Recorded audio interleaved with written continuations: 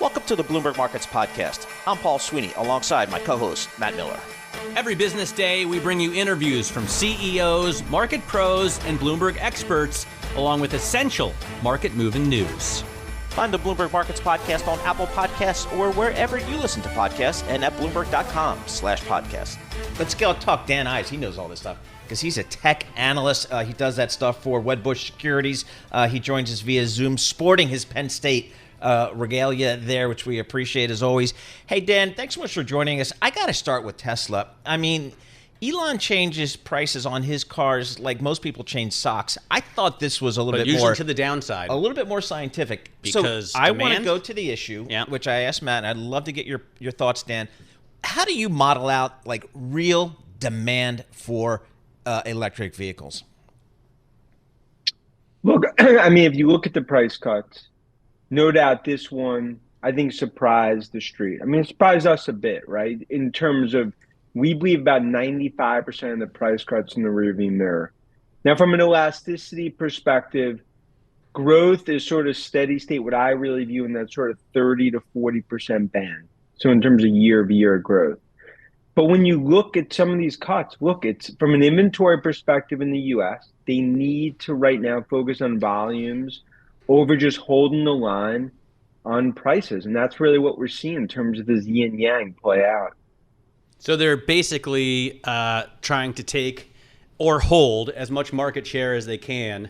I imagine as these UAW strikes kind of freak customers out. Yesterday I was talking to a dealer who said, and he owns Ford, GM, as well as Stellantis stores, and he said, even if they had inventory of, say you're looking for a Ford Ranger and they have one, customers are already worried about the strike affecting parts, about the strike affecting build quality, and they're already looking, let's go look at a Nissan Frontier or a Toyota Tacoma instead.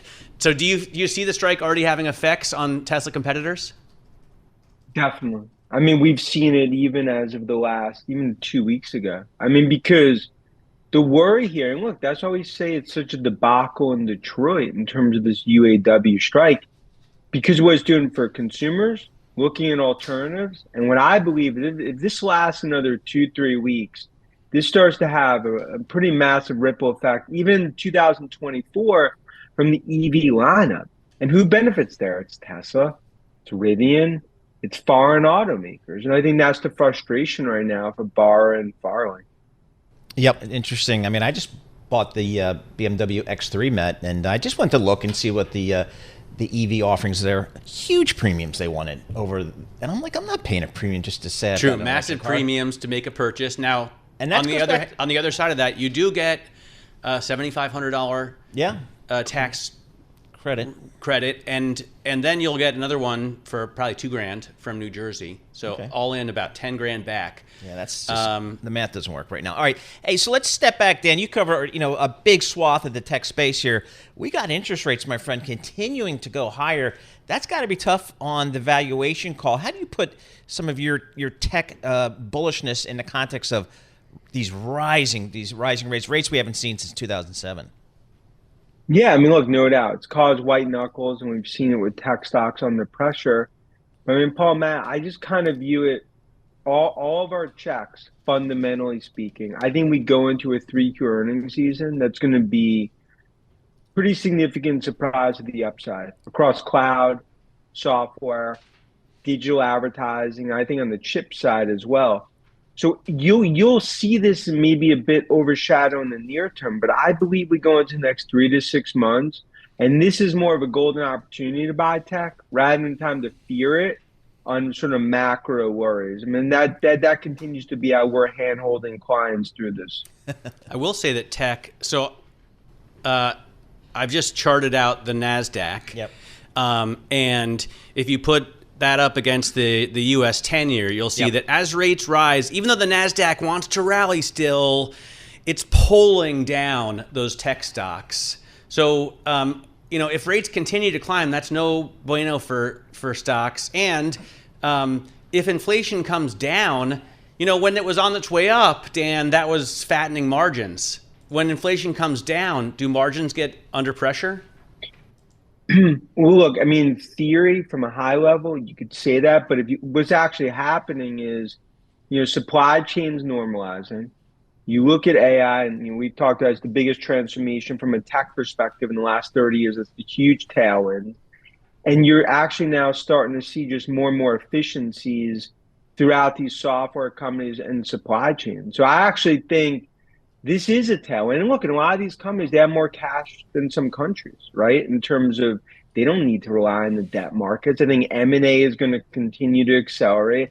And I just view this as sort of the time where I think tech gets stronger, despite maybe macro clouding it, as many of the bears, right? I mean, they've called 10 of the last 2 downturns the last 20 years. Hey, Dan, let's switch gears to another name. I know you do a lot of work on Apple. What can you tell us about this early rollout of the Apple iPhone 15? How's it going? Is it meeting expectations? What are your thoughts? I mean, I can tell you, even as of checks this week in Asia, right now I had a plan. It's about 10, 11, 12% above iPhone 14. China has actually been strong if you look at sell-throughs there. And despite we'll call it the too hot to handle situation in terms of iPhone 15, the software rollout, which will fix that. Look, it comes down to just if you look at the promotions and carriers, it's a no-brainer. I mean, a lot of customers right now, they're essentially trading in getting iPhone 15s for free. What are you telling clients here? This is kind of the best trade here in tech from your list. I think the best trade is probably Microsoft into earnings. That I think software. If I look at Microsoft, Google, and Amazon, those 3, because of what's happened on cloud and these hyperscale build-outs, I think that continues to really be the trade here. And even though, look, I mean, the New York City cab driver is bearish on tech and their earnings. So I think that sets up for what I view as just a very strong rally into year end, despite obviously a macro 10-year jitters. All right, Dan. Well, actually, real quick, I'm just looking at the background of his little Zoom setup there. I see a lot of New York sports paraphernalia, the Giants. So I got to ask a question. Do the Giants have a quarterback? Look, I mean, they have a running back, right? And I think the Achilles heel, it's just I just don't know if Jones is that quarterback that's going to get us there. And also, you have an offensive line that is like Swiss cheese. But we've got a quarterback. We got to get him back on the field. That is, of course, Aaron Rodgers? Saquon Barkley. Oh. Excuse him, Dan. Excuse me, Dan. So that's the Jets. Yeah, that's the Jets. Sorry, Dan. Well, nobody in New York has a quarterback then, right? You're exactly. Well, we don't know about the Giants. It doesn't matter. Let's let Dan go. Swift He's got a there. job to do. Dan Ives, WedBush Securities, senior analyst. He covers all the tech. We appreciate getting a few minutes of his time. Big Penn State fan. You're listening to The Team. Catch our live program, Bloomberg Markets, weekdays at 10 a.m. Eastern on Bloomberg.com, the iHeartRadio app, and the Bloomberg Business app, or listen on demand wherever you get your podcasts. We had a big revision to last month's jobs number. Yeah. And you put the revised and an number. even bigger beat. And then a huge beat today. So that's I'm doing the math, 563,000 jobs added to the U.S. payroll over the last couple of months. Who are these people and who's hiring all them? So let's talk to somebody who does this stuff for real. Julia Pollak, chief economist at ZipRecruiter. Boy, they're going to know what's happening. Julia, thanks so much for joining us. Number one, who's hiring all these people? Well, this report shows job growth pretty much across the board. Leisure and hospitality, healthcare remains very strong, but professional and business services were strong.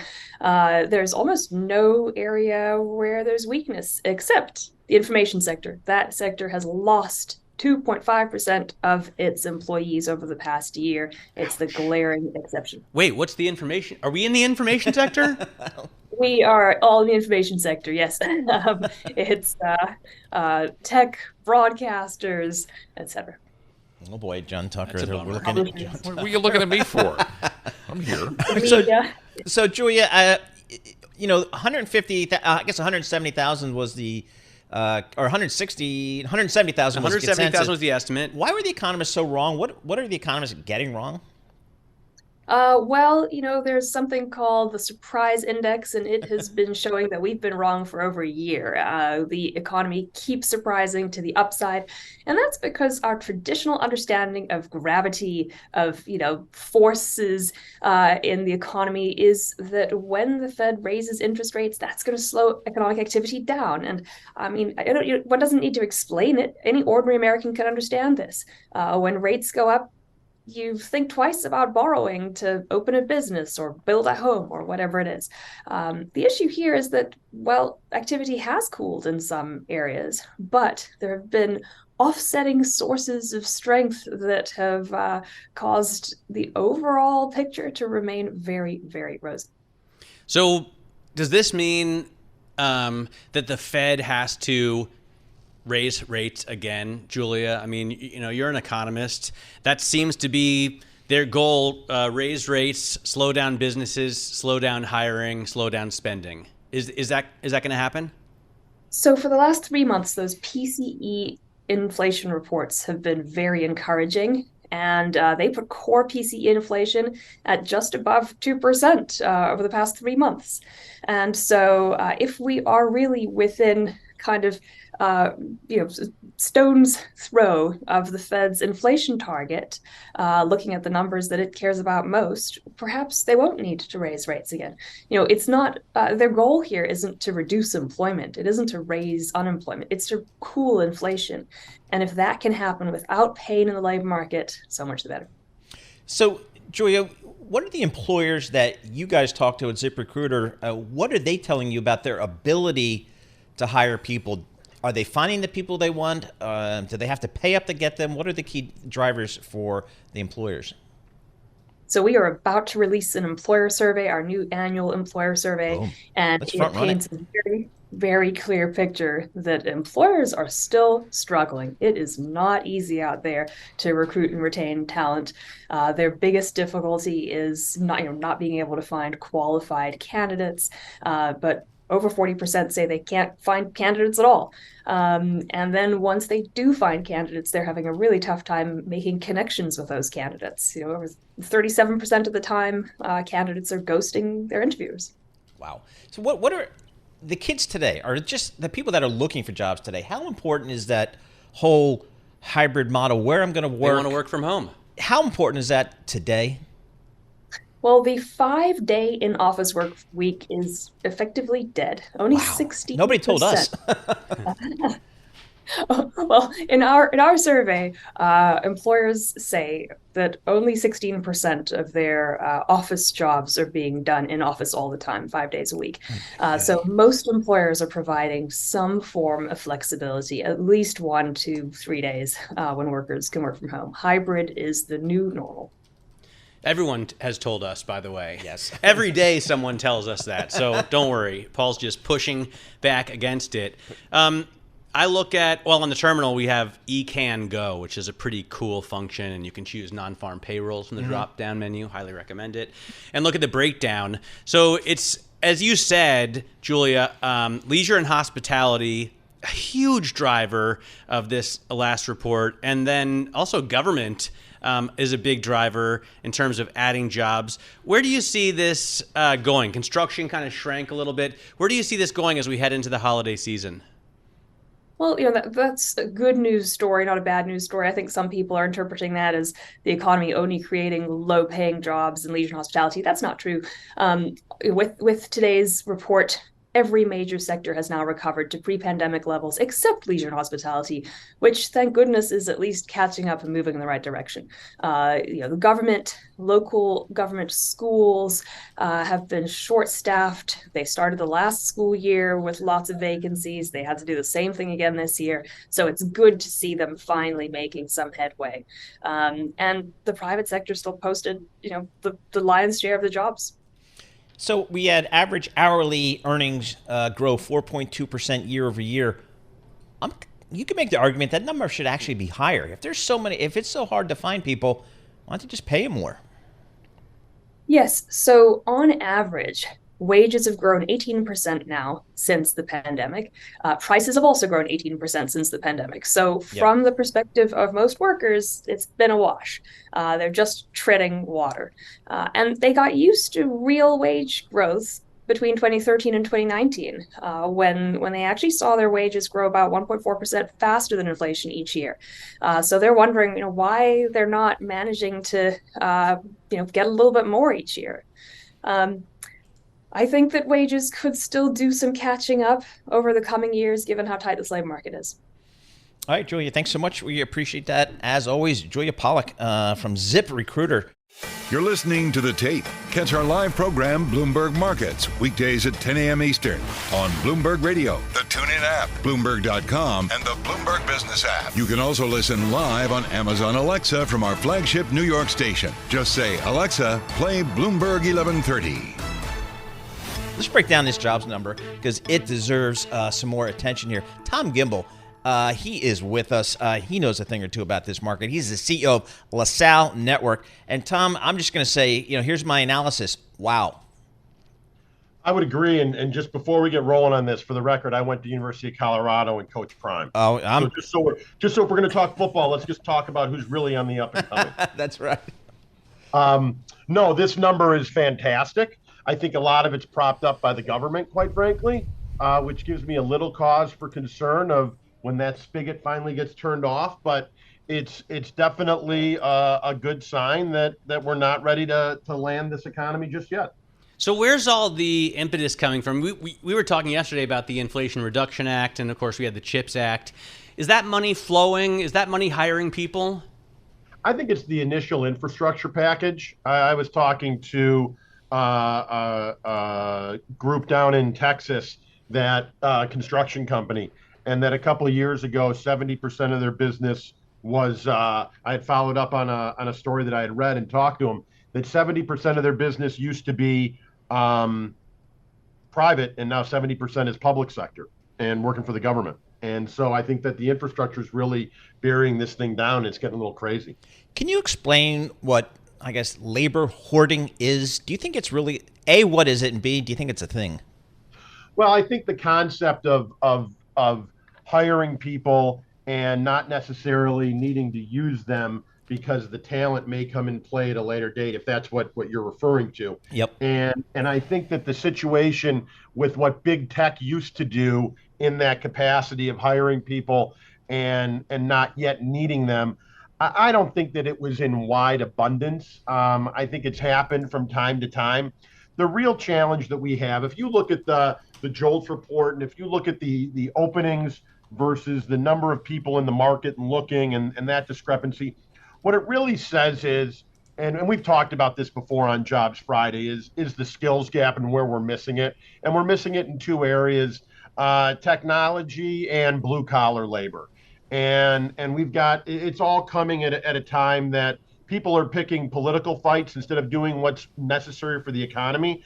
And that's immigration, both on legal and illegal immigration south of the border, which affects the blue collar, and European immigration, which really affects the technological gap that we have. And we need both of those areas if we want to continue our dominance as a political and capitalistic leader. So wait, you're not saying, you're not railing against immigration, complaining that our jobs get stolen, but saying we need that immigration to fuel our growth. 100%. I mean, look at everyone wants to compare what we have going on with infrastructure to the New Deal. And when we had the New Deal, who did that? Immigrants. And so, when you have that and the people willing to throw a hammer and do the blue collar work, and we don't have those people. Now, do I think that immigration south of the border and letting illegal? No, I'm not a proponent of that. What I do think we need to do is come to a conclusive agreement on what's the best way to get people in to keep the economy fueled, which goes to payroll taxes, which goes to companies being able to accomplish things, which leads to trickle-down economics, where you have more suppliers to what's going on. We've just got this intersection that everybody thinks that the economy is going to keep going forever. We've got the UAW talking about 32 hours of work for 40 hours of pay. That's entitlement talk. That's not capitalistic talk. Well, I just wanted to pull up Econ ECAN Go, nice. which is a function that I've been playing with on the Bloomberg terminal. It's a very cool way to chart job gains. And it looks great on our YouTube ECAN Go is the way you can pull it up. You can look at a number of data points with it. But I can see, Tom, that we added a lot more jobs in leisure and hospitality in the last month than we have in previous months. We added more jobs, government workers. We added more government workers than we did last month. We added more trade, transportation, and utilities workers than we did last month. What do you think about the trends, about the sectors that you've seen move, and how do you see it going forward into the holiday shopping season? Well, I think that the consumer spending, I think, is going to be decent, and I think and I know that there's talk about where the individual credit problems are and what we're looking at, but what we've got is, what's the expression that he who knows only his own generation remains always a child. And I think that we're looking at people that don't want to study history and don't want to look back, and we've got a couple generations of people that think that if we overspend our what we have, the government's going to take care of us. And I think we're going to see that through the holiday season. And I haven't seen any information to tell me otherwise.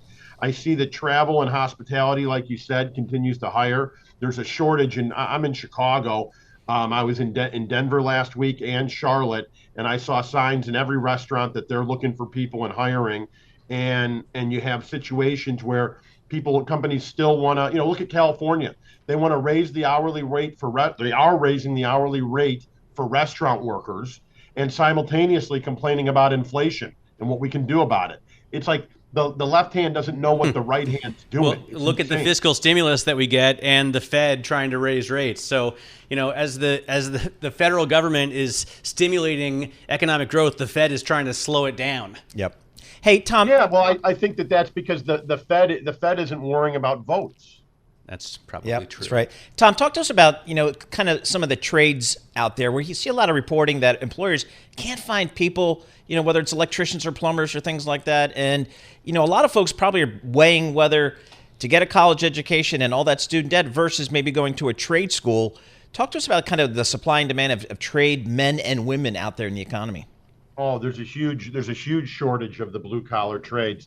And what ends up happening is, you see it during housing bubbles and when new construction numbers are going up and they can't find enough people to do that. And we're seeing it with infrastructure too, but just on a local level of somebody to come and fix your plumbing or your lawn sprinklers or cut the grass, and doing that is that there's a shortage of labor, which comes from twofold. Number one, the immigration problem that we talked about a few moments ago. And then secondarily, you've got people that are going to college for 1 year, 2 year, 3 years because they think that's what they're supposed to do. Society's leading them down that path. They're incurring the debt, although I think the president just eliminated about $9 billion of it. And then what do? And what we've moved into is people working at the Verizon store to sell phones, and they're not happy and the service level isn't great, or going in and learning a trade, and which is really, the true middle class if we're going to look back over the past 70 years. All right, Tom, thanks as always for chiming in on this Jobs Friday. Tom Gimbel, CEO at LaSalle Network. You're listening to The Team. Catch our live program, Bloomberg Markets, weekdays at 10 a.m. Eastern on Bloomberg.com, the iHeartRadio app, and the Bloomberg Business app, or listen on demand wherever you get your podcasts. Let's go to somebody who actually knows what they're talking about. They get paid to know what they're talking about, as opposed to the three of us. Ellis Phifer, he's a managing director in fixed income research at Raymond James. Raymond James, by the way, if people don't know it, is a very, very good regional investment bank brokerage firm. Ray J, as we like to call it in the biz. I competed against them a lot. They have a lot of good analysts, a lot of good bankers down there, and what they do well. Ellis, thanks so much for joining us here.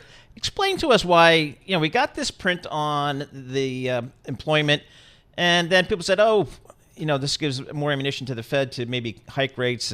But now the stock market's up and yields are coming back in. What do you make of today's print and maybe how it might impact the Fed?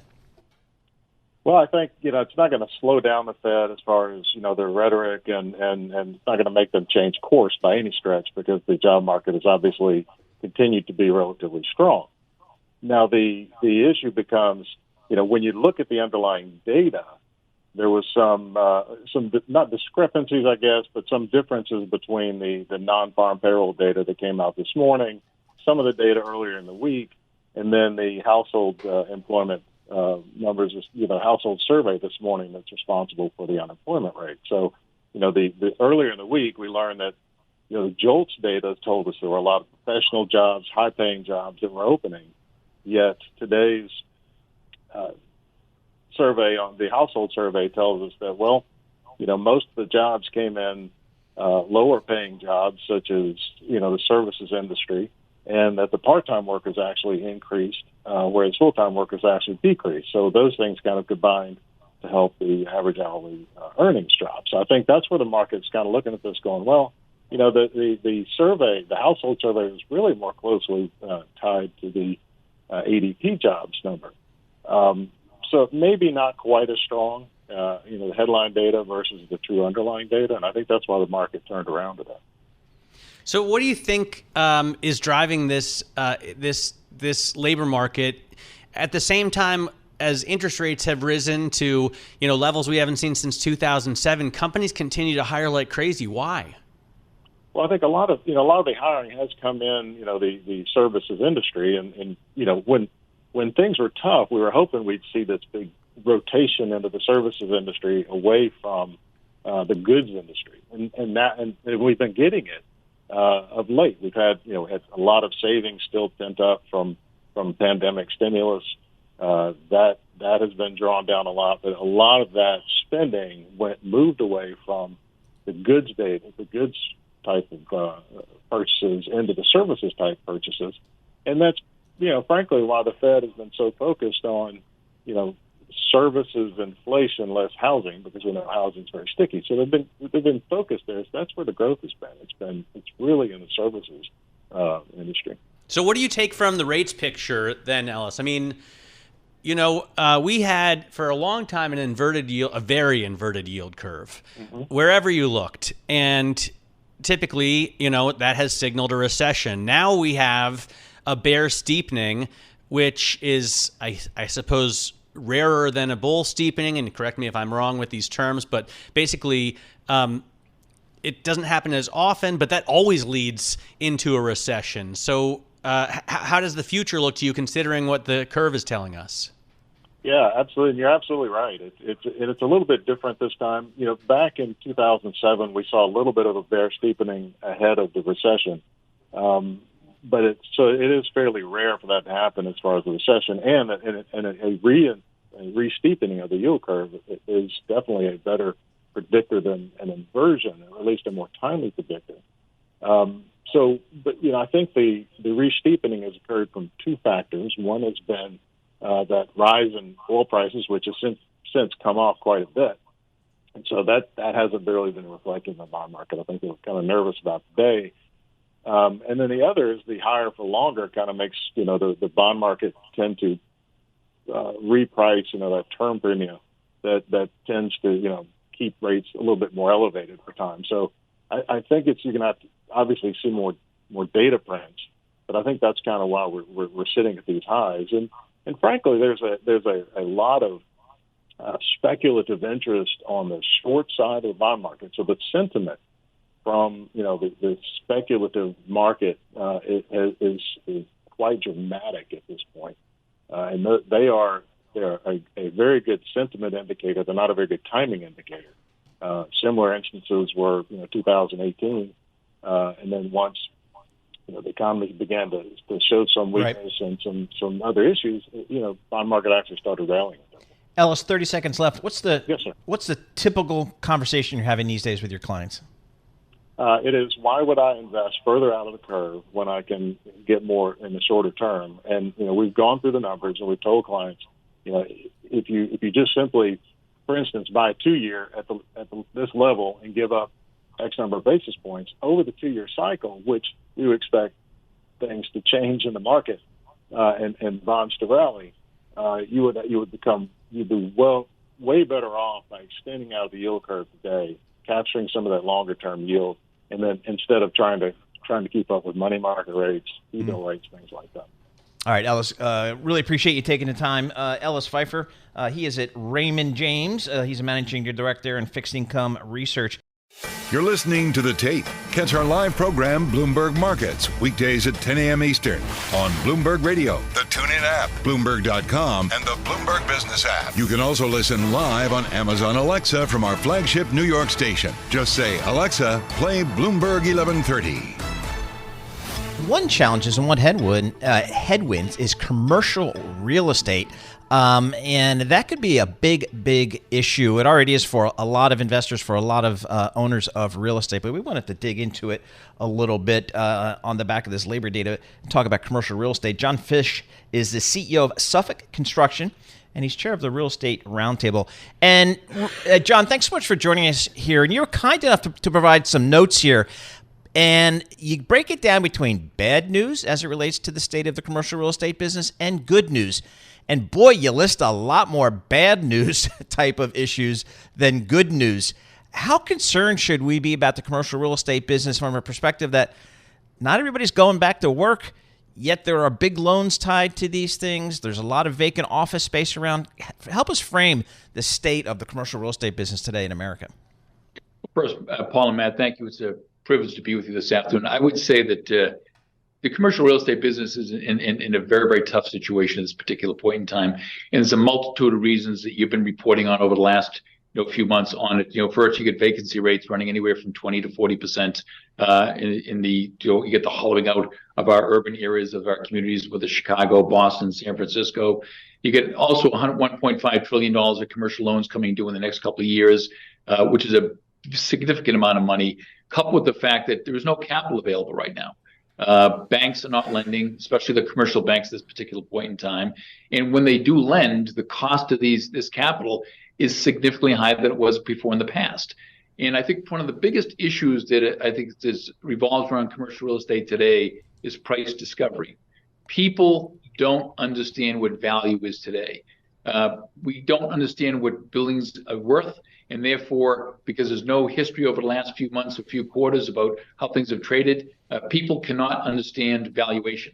And once you get in that type of doom loop situation, it really doesn't speak well for the future of real estate, especially commercial real estate, over the next, I would say, 4 or 5 quarters. My sense is at the end of the day, things will settle down. We will end up with a high degree of price discovery, and we will have more of I think, consistency and predictability going forward. But at the end of the day, it's a challenging time. And I think what we need to be focusing on, how do we just take this one day at a time and realize what the Fed's actions are on a going forward basis have a very deleterious impact on the solution to real estate's problems today. So it does look like the Fed could lean towards another hike here after we got such a strong jobs number this morning, as Paul has been saying. Does that concern you? I mean, we're looking at yields climbing across the curve, and that's just got to be even more bad news for commercial real estate and probably building in general. Yeah, no doubt. I mean, the 10-year today is sort of a harbinger of where we're going. There's no doubt in my mind about that.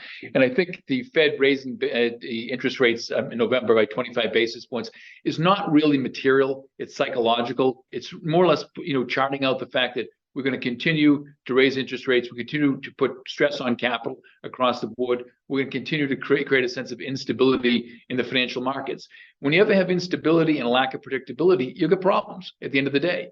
And I think what we need to do, we just need to take a deep breath, slow down, and give the real estate developers and the lenders out there time to solve these problems. Because if they don't, these issues will become the taxpayers' problems, not the real estate developers' problems. And today, they're the real estate developers' problems, the private equities problems, the shadow banking problems, but they're not the taxpayers. And if we move too quickly, they will become the taxpayers' problems. Now, in addition to that, just to comment on what Joe Biden spoke about, the 336,000 jobs, I think that was a very powerful, strong estimate. I mean, it blew past everybody's expectations of maybe 170 out there. But at the end of the day, I think it's good news, but also there's some, I think, concerning news behind all that. Okay, going forward, we've got a serious immigration problem in this country. I think everybody acknowledge it. My industry, real estate construction, we're in zero unemployment right now. We're not at 3.6 or 3.7%. So if we don't solve for the immigration issue, okay, we don't bring more people into this country, it's going to be very difficult to grow our economy.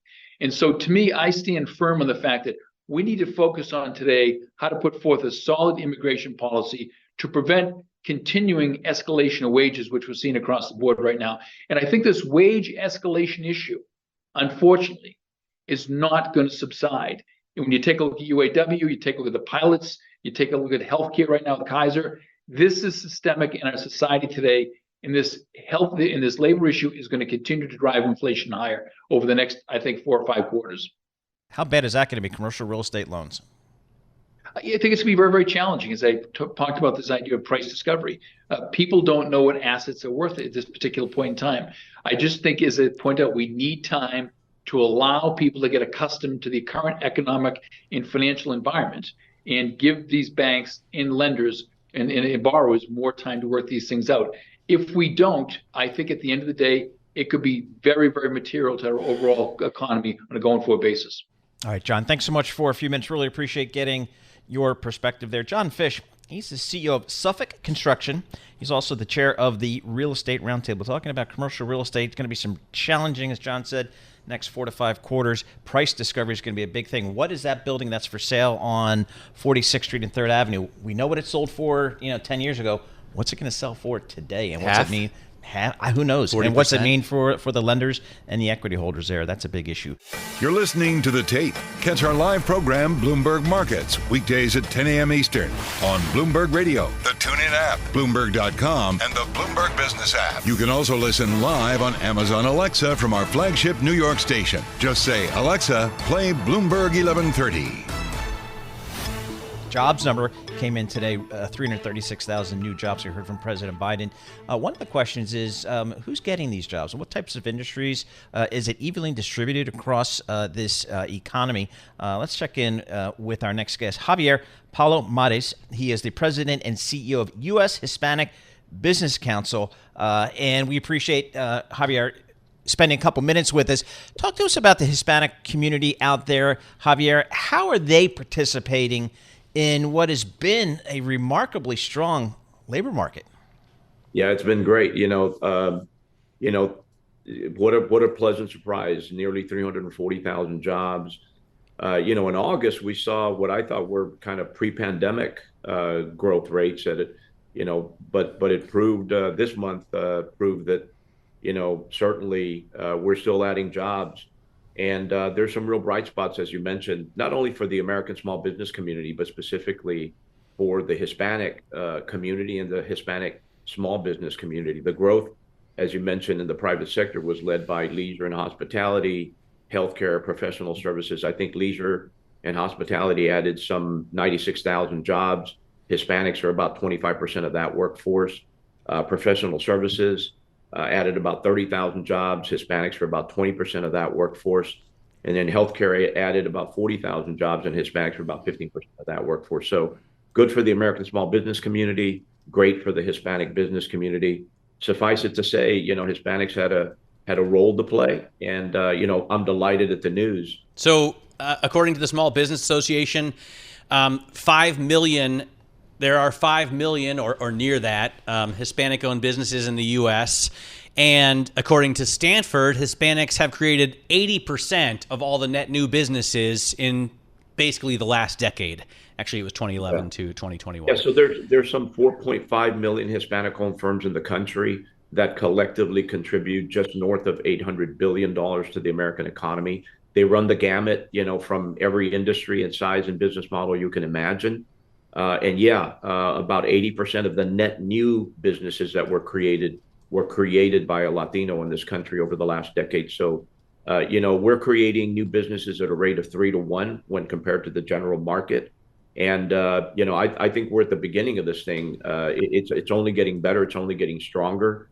According to the Department of Labor, between the years 2020 and 2030, so we're in it now, according to Labor, between 2020 and 2030, some 78% of net new entrants into the workforce will be Hispanic. Imagine that. 78% of the net new entrants into the American workforce will be Hispanic. Well, and we were talking earlier with Tom Gimbel, who runs the LaSalle Staffing Network out of Chicago, and he was saying one of the biggest problems in the labor market these days is that we don't have enough immigration, that we need more immigration, from all of our borders. How do you stop that issue from being conflated with the illegal immigration that we see, drugs coming in, people dying in the desert, like that whole negative story? How do you separate out, the positive from the negative? Certainly, it is a contentious issue, no question. Administration after administration, Republican, Democrat, has kicked this can down the road, which is why we find ourselves in the situation we're in now. Clearly, there is a crisis on the border. We need to deal with that. We need to keep the bad actors out. But to pretend that America doesn't need immigrant labor is disingenuous at best. I think our elected officials have a responsibility to parse this thing out and look at it from an economic perspective. At the United States Hispanic Business Council, we're the leading advocate for America's Hispanic small business community. And we have always believed that immigration reform is an economic imperative. I mean, if you look at the agricultural sector alone, the last time I was on Bloomberg, I think it was, I mentioned that sector is 73% immigrant labor. And in that sector alone, last year, we basically destroyed 10 million tons, not 10 million pounds, 10 million tons of fruits and vegetables and unharvested fields, because we simply didn't have the immigrant labor to work the industry. So it is an important issue, important enough for the continued well-being of the American economy that we should deal with it honestly. So let me ask you, Javier, as the CEO of the U.S. Hispanic Business Council, what do you believe is proper immigration policy? And you've got a full 30 seconds. We need to start with worker visas right off the bat. We need to increase the worker visas, both from the high-tech sector all the way down to skilled labor. The Dignity Act is a very good start.